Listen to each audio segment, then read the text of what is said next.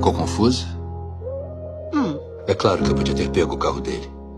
Mas tinha algo mais importante. Você ganhou meu carro e também o meu respeito. Fica com o carro. Teu respeito pra mim já basta. O negócio é o seguinte. Se eu perder, o vencedor fica com o meu carro numa boa.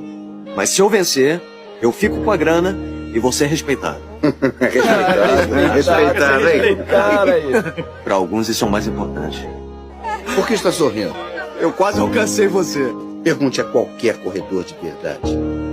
Não importa se você vence por 1 centímetro ou 1 quilômetro. Vencer é vencer. As coisas vão ser diferentes agora.